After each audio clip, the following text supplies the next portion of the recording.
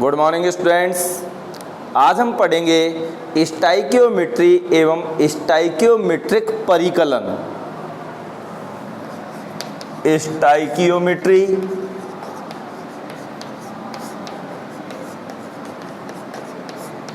एवं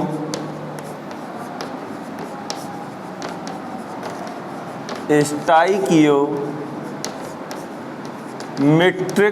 परिकलन।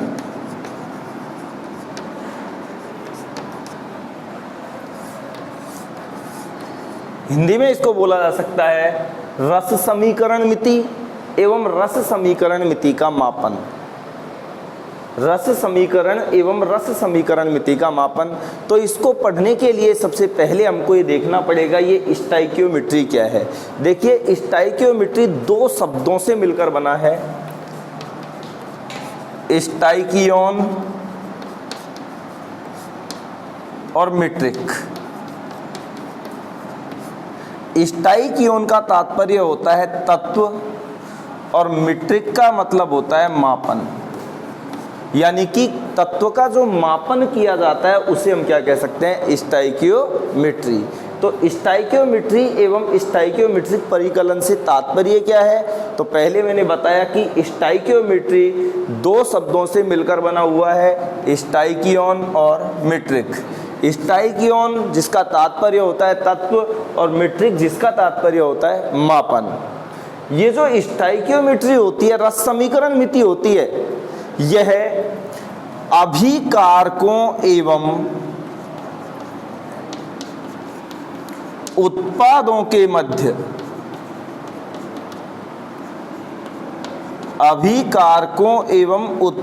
के मध्य मात्रात्मक संबंधों का ज्ञान कराती है।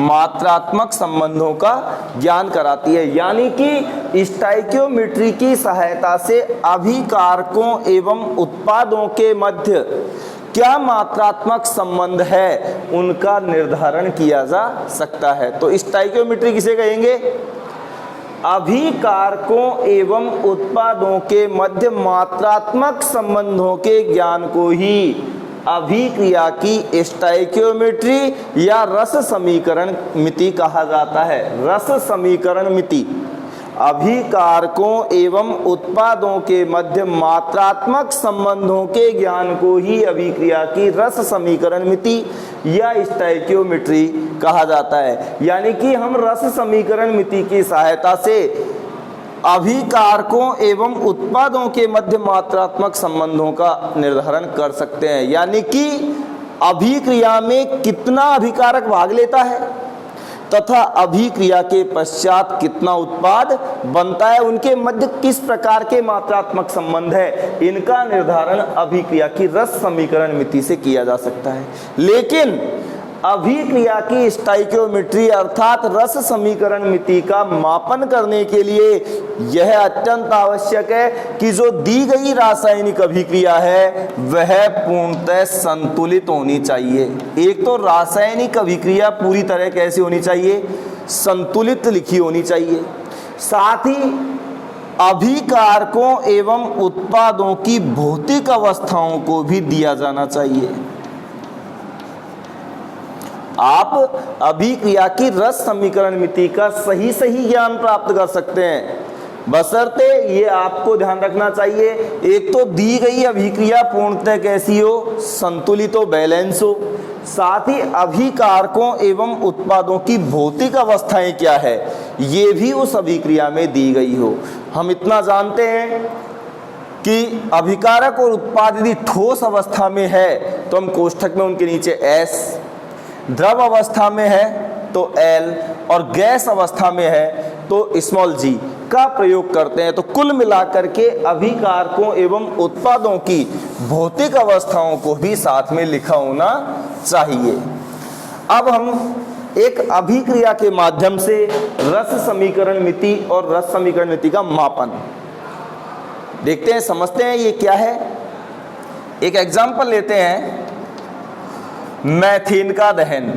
मैथेन का सूत्र होता है CH4, गैसीय अवस्था में है, दहन वायु की उपस्थिति में यानी ऑक्सीजन की उपस्थिति में होता है और हम जानते हैं ऑक्सीजन भी गैस है तो G कार्बन डाइऑक्साइड बनती है यानी कि CO2, साथ में जल बनता है यानी जल वाष्प बनती है यानी H2O, वो भी गैस अवस्था में। एक तो देखो सबकी भौतिक अवस्थाएं साथ में लिख दी गई है, लेकिन मैंने कहा था कि जो भी अभिक्रिया हो वो पूर्णतः कैसी हो, संतुलित हो। तो चेक करते हैं कि क्या अभिक्रिया दी गई है वो संतुलित है। सबसे पहले हम बात करते हैं हाइड्रोजन्स की। कितने हाइड्रोजन है, 4। यहाँ हाइड्रोजन कितने हैं, 2। तो पहले तो इसको कर दो 2 से गुणा, इधर भी 4 हाइड्रोजन, इधर भी 4 हाइड्रोजन। अब बात करते हैं ऑक्सीजन की। इधर 2 ऑक्सीजन है, इधर देखो 2 ऑक्सीजन और 2 ऑक्सीजन, कितने ऑक्सीजन है, 4।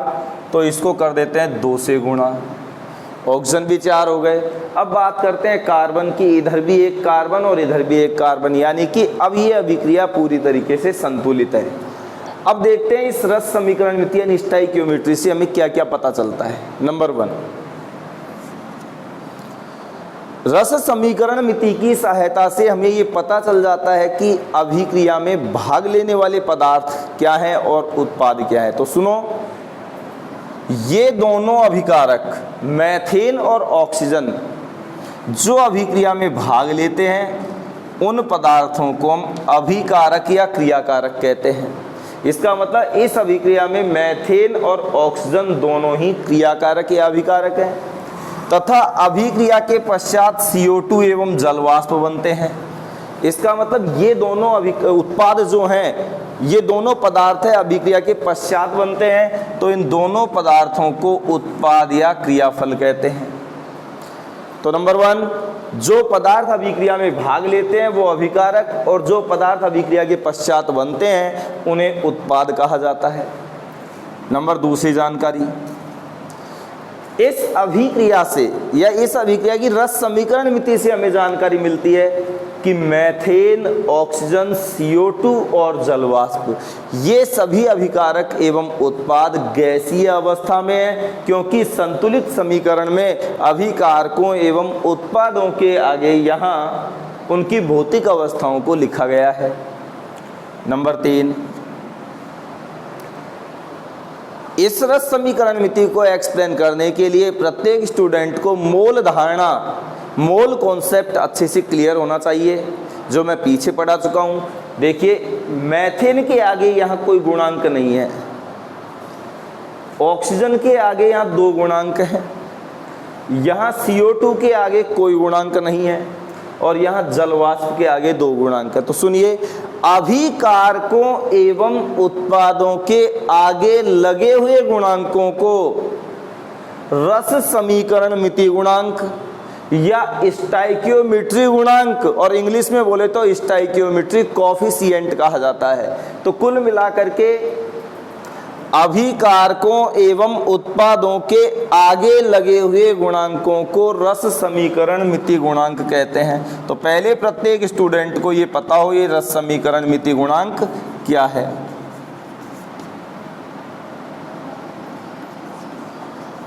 स्टोइकियोमेट्री गुणांक, रस समीकरण मिति गुणांक, मैथेन का रस समीकरण मिति गुणांक 1, ऑक्सीजन के 2, CO2 का 1 और जलवाष्प के 2 हैं।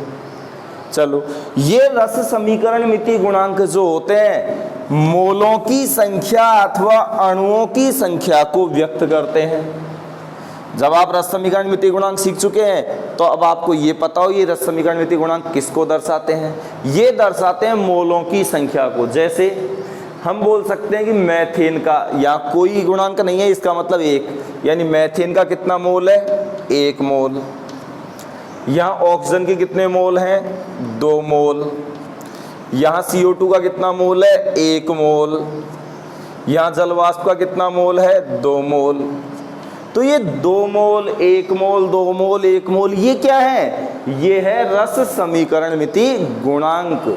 तो अब देखिए, इस रस समीकरण मिति की सहायता से हम क्या बोल सकते हैं, इससे बोल सकते हैं कि मैथेन का 1 मोल ऑक्सीजन के 2 मोल से क्रिया करके, क्योंकि अभिकारक सदैव क्रिया करते हैं, तो मैथेन का 1 मोल ऑक्सीजन के 2 मोल से अभिक्रिया करके CO2 का 1 मोल और जल वाष्प का 2 मोल बनाते हैं। यानी इधर वाले पदार्थ क्रिया करते हैं और इधर वाले उत्पाद पदार्थ बनते हैं। तो हम बोल सकते हैं कि मैथेन का 1 मोल ऑक्सीजन के 2 मोल के साथ क्रिया करके 1 मोल CO2 और 2 मोल जल वाष्प का निर्माण करते हैं। यदि इसे अणुओं के रूप में व्यक्त करूं तो ऐसे बोल दो, एक अणु मैथेन ऑक्सीजन के 2 अणुओं से क्रिया करके 1 अणु CO2 तथा 2 अणु जल वाष्प के बनाता है। आगे नंबर 3 और क्या जानकारी मिलती है, आपको पीछे पढ़ाया गया है कि सामान्य तापदाब normal temperature and pressure NTP पर 1 मोल गैस का आयतन 22.4 लीटर होता है। 1 मोल गैस का आयतन 22.4 लीटर होता है। अब आप बताओ मैथेन का कितना मोल है, 1 मोल, और मैथेन कौन सी अवस्था में, गैस अवस्था में। तो यहां लिख सकता हूं कितने लीटर, 1 मोल गैस का आयतन 22.4 लीटर। यहाँ वही ऑक्सीजन गैस है लेकिन कितने मोल है, 2 मोल। 2 मोल का मतलब 2 गुणा 22.4 लीटर यानी कि 44.8 लीटर। यहाँ 1 मोल वही गैस है दोनों में 22.4 लीटर और ये हो जाएगा 44.8 लीटर। तो और क्या बोल सकते हैं, देखो कैसे बोल सकते हैं, 22.4 लीटर मैथेन ऑक्सीजन के 44.8 लीटर से क्रिया करके CO2 के 22.4 लीटर तथा जल वाष्प के 44.8 लीटर निर्मित करता है। यानी कि हम बता सकते हैं कि 22.4 लीटर ऑक्सीजन के 44.8 लीटर से क्रिया करके 22.4 लीटर CO2 और 44.8 लीटर जल वाष्प बनाती है। और क्या जानकारी मिलती है, मैंने कहा था कि रस समीकरण मिति की सहायता से हम अभिकारकों एवं उत्पादों के मध्य मात्रात्मक संबंधों का अध्ययन करते हैं। तो ये संबंध जो मैं आपको बता रहा हूं ये है मात्रात्मक संबंध। चलो द्रव्यमान के रूप में लें, CH4 कितना मोल है, 1 मोल। 1 मोल का द्रव्यमान निकालते हैं। देखो कार्बन का 12, हाइड्रोजन का 1 गुणा 4, कार्बन का तो 12 प्लस हाइड्रोजन का द्रव्यमान 1 गुणा 4, 12 प्लस 4 बराबर 16। इसका मतलब ग्राम के रूप में व्यक्त करूं तो मैं मैथेन का कितने ग्राम, 16 ग्राम। अब ऑक्सीजन की बात करें, देखो 2 से गुणा है, ऑक्सीजन का द्रव्यमान होता है 16, ऑक्सीजन की संख्या है 2, 16 दूने 32 यानी कि कितने ग्राम, 64 ग्राम। CO2 का ऐसे ही हम निकाल लेंगे, 1 मोल का द्रव्यमान तो आएगा 44 ग्राम। कैसे, कार्बन का परमाणु द्रव्यमान 12 प्लस ऑक्सीजन का 16 गुणा 2 तो 32 और 12 44 ग्राम। जलवाष्प की बात करें, 2 गुणा हाइड्रोजन का 1 गुणा 2 क्योंकि हाइड्रोजन का परमाणु द्रव्यमान 1 और संख्या है 2 प्लस ऑक्सीजन का है 16, 2 गुणा 2 एकम 2 प्लस 16, 2 गुणा 18 बराबर 36 ग्राम। तो अब क्या बोल सकते हैं, हम बोल सकते हैं कि इस अभिक्रिया में 16 ग्राम मैथेन 64 ग्राम ऑक्सीजन के साथ क्रिया करके 44 ग्राम CO2 और 36 ग्राम जल वाष्प बनाती है। एक बार फिर बोल दूं, 16 ग्राम मैथेन 64 ग्राम ऑक्सीजन के साथ क्रिया करके 44 ग्राम CO2 और 36 ग्राम जल वाष्प बनाती है। एक बार फिर मैं बता दूं, अभिकारकों एवं उत्पादों के मध्य मात्रात्मक संबंधों के अध्ययन को ही रस समीकरण मिति या स्टोइकियोमेट्री कहा जाता है। नंबर 1, स्टोइकियोमेट्री का परिकलन करने के लिए अभिक्रिया एक तो पूर्णतः संतुलित हो, साथ में सभी अभिकारकों एवं उत्पादों की भौतिक अवस्थाओं को दिया गया हो। आगे, किसी अभिक्रिया में भाग लेने वाले अभिकारक और अभिक्रिया के पश्चात बनने वाले उत्पादों के आगे लगे हुए गुणांकों को रस समीकरण मिति गुणांक या स्टोइकियोमेट्रिक गुणांक के नाम से जाना जाता है। ये गुणांक मोलों की संख्या को निरूपित करते हैं। किसी अभिक्रिया की रस समीकरण मिति से क्या जानकारी मिलती है? नंबर 1, अभी मैंने बताया मीथेन और ऑक्सीजन अभिकारक हैं और CO2 और जल वाष्प गैस है, यानी वो उत्पाद है, यानी कि रस समीकरण मिति से अभिकारकों और उत्पादों के बारे में जानकारी मिलती है। नंबर 2, चूंकि अभिक्रिया संतुलित और उनकी भौतिक अवस्थाएं साथ में दी गई है, इसलिए अभिकारकों और उत्पादों की भौतिक अवस्थाओं के बारे में पता चल जाता है। नंबर 3, अभिकारकों एवं उत्पादों के मध्य मात्रात्मक संबंधों का निर्धारण भी कर सकते हैं। देखो कैसे? मीथेन का 1 मोल ऑक्सीजन के 2 मोल से अभिक्रिया करके 1 मोल CO2 और 2 मोल जल वाष्प बनाता है। नंबर 2, अणुओं के रूप में रिप्रेजेंट करें तो 1 अणु मीथेन 2 अणु ऑक्सीजन से क्रिया करके 1 अणु CO2 और 2 अणु जल वाष्प के बनाता है। नंबर 3, हम जानते हैं 1 मोल गैस का आयतन NTP पर 22.4 लीटर होता है, तो मीथेन का 22.4 लीटर ऑक्सीजन के 44.8 लीटर से क्रिया करके 22.4 लीटर CO2 और 44.8 लीटर जल वाष्प बनाता है। आगे इसके 1 मोल का द्रव्यमान निकाला हमने, 16 आया था, इसका 64 आया था, इसका 44 ग्राम और इसका 36 ग्राम। तो बोल सकते हैं कि 16 ग्राम मीथेन 64 ग्राम ऑक्सीजन से क्रिया करके 44 ग्राम CO2 और 36 ग्राम जल वाष्प बनाती है। अब जैसे आपसे क्वेश्चन किया जाए कि भाई रस समीकरण मिति से हम सवालों को कैसे हल करेंगे, तो देखो एक मैं आपके सामने क्वेश्चन रख रहा हूं, उस क्वेश्चन को हल करने का प्रयास करते हैं। जैसे क्वेश्चन आपको दे दिया जाए 1 मोल मीथेन के दहन से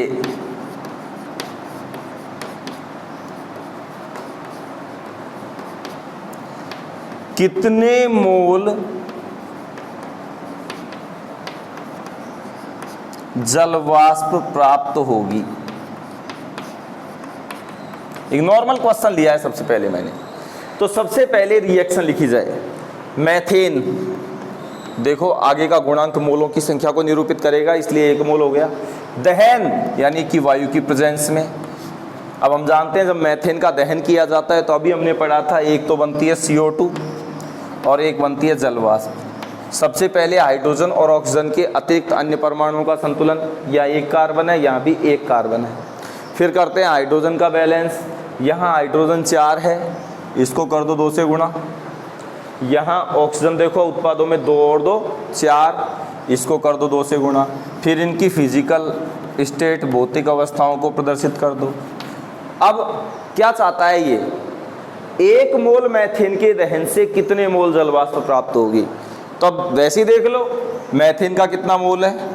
1 मोल। और जल वाष्प का कितना मोल है? 2 मोल। तो क्या आंसर होगा? स्पष्ट है कि 1 मोल मीथेन के दहन से 2 मोल जल वाष्प प्राप्त होती है। डायरेक्ट आंसर हो गया। अब क्वेश्चन आ जाए, 16 ग्राम मीथेन के दहन से कितने ग्राम जल वाष्प प्राप्त होगी? तो अब कैसे करेंगे? अब इसको द्रव्यमान के रूप में लिखो। मीथेन का 1 मोल यानी कितना द्रव्यमान है, पहले तो ये निकालो। कार्बन का 12, हाइड्रोजन का 1 गुणा 4, 12 और 4 16 ग्राम, बिल्कुल ठीक है। जल वाष्प चाहता है, अब जल वाष्प का निकालो। 2 गुणा हाइड्रोजन का 1 गुणा 2 प्लस ऑक्सीजन का 16, 2 एकम 2 प्लस 16, 16 और 2 18, 18 36 ग्राम। तो अब आपका प्रश्न क्या है? प्रश्न है कि 16 ग्राम मीथेन के दहन से कितने ग्राम जल वाष्प प्राप्त होगी? तो बताइए, तो सीधा सीधा हो रहा है कि 16 ग्राम मीथेन के दहन से 36 ग्राम जल वाष्प प्राप्त होगी। 16 ग्राम मीथेन के दहन से 36 ग्राम जल वाष्प प्राप्त होगी। ऐसे बहुत सारे सवालों को हल किए जा सकते हैं। नंबर 2, अब एक डेफिनेशन और हम लेते हैं यहाँ। तो ऐसे कई सवाल है जिनको आप हल कर सकते हैं। और अंत में हम रखते हैं यहाँ सीमांत अभिकर्मक, लिमिटिंग रीजेंट। सिर्फ परिभाषा देनी है और कुछ भी नहीं करना। लिमिटिंग रिएजेंट, सीमांत अभिकर्मक किसे कहते हैं? तो देखिए, किसी भी रासायनिक अभिक्रिया के दौरान आप जानते हैं अभिकारक भाग लेते हैं और अभिकारक क्रिया करके क्या बनाते हैं? उत्पाद। तो किसी रासायनिक अभिक्रिया में भाग लेने वाले अभिकारकों में से वह अभिकारक जो अभिक्रिया के दौरान पूरी तरह समाप्त हो जाता है सीमांत अभिकर्मक कहलाता है, तथा जो उत्पाद जो अभिकारक अभिक्रिया के पश्चात शेष बचता है उसे अतिरिक्त अभिकारक कहा जाता है। सबसे बड़ी बात, किसी भी अभिक्रिया के दौरान बनने वाले उत्पाद की मात्रा का निर्धारण सीमांत अभिकर्मक की सहायता से ही किया जाता है। यानी सीमांत अभिकर्मक का महत्व क्या हुआ कि सीमांत अभिकारक यह निर्धारण करेगा कि अभिक्रिया में कोई उत्पाद कितना बनेगा। एक बार फिर बोल दूं, किसी रासायनिक अभिक्रिया में भाग लेने वाले अभिकारकों में से वह अभिकारक जो अभिक्रिया में पूरी तरह समाप्त हो जाता है सीमांत अभिकर्मक कहलाता है, तथा जो अभिकारक शेष बचता है वो अतिरिक्त अभिकारक कहलाता है, तथा सीमांत अभिकारक अभिक्रिया के उत्पाद की मात्रा का निर्धारण करता है। जैसे उसको एक एग्जांपल से समझ सकते हैं कि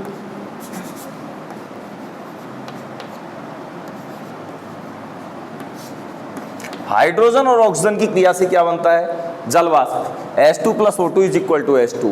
अब अभिक्रिया बैलेंस करते हैं। 2H2 + O2 = 2H2O। Hydrogen oxygen की क्रिया से जल वाष्प बना। मान लीजिए हम क्या करते हैं, हाइड्रोजन और ऑक्सीजन के दोनों के 2-2 आयतन लेते हैं या 2 मोल लेते हैं। ध्यान देना 1 मिनट। और हाइड्रोजन और ऑक्सीजन के 2-2 मोल लेकर के विद्युत स्फुलिंग करते हैं, इलेक्ट्रिक डिस्चार्ज करते हैं, तो हाइड्रोजन और ऑक्सीजन की क्रिया से हमें क्या प्राप्त होता है? जल वाष्प, विद्युत स्फुलिंग या इलेक्ट्रिक डिस्चार्ज।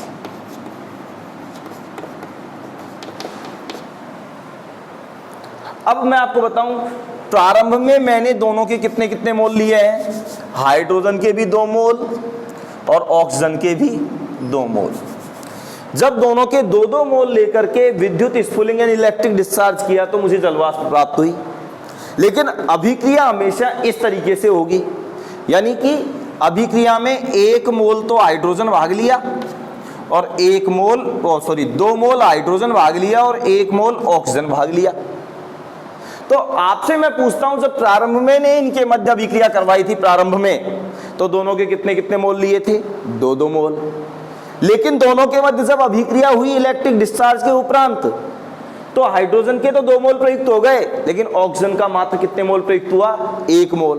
तो कौन सा अभिकारक है जो अभिक्रिया में पूरी तरीके से समाप्त हो गया?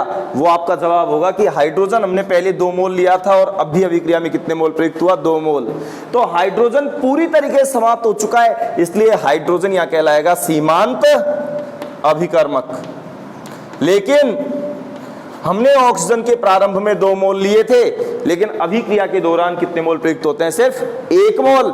यानी अभी एक्स्ट्रा में 1 मोल हमारे पास ऑक्सीजन का बचा हुआ है, इसलिए ऑक्सीजन कहलाएगा अतिरिक्त अभिकारक। तो हम क्या बोल सकते हैं? किसी रासायनिक अभिक्रिया में भाग लेने वाले अभिकारकों में से वह अभिकारक जो अभिक्रिया के दौरान पूरी तरीके से समाप्त हो जाता है, पूरी तरह से प्रयुक्त हो जाता है, सीमांत अभिकर्मक कहलाता है, तथा जो अभिकारक अतिरिक्त रूप से शेष बचा रहता है उसे अतिरिक्त अभिकारक कहते हैं, तथा अभिक्रिया का उत्पाद सीमांत अभिकारक पर निर्भर करता है। धन्यवाद।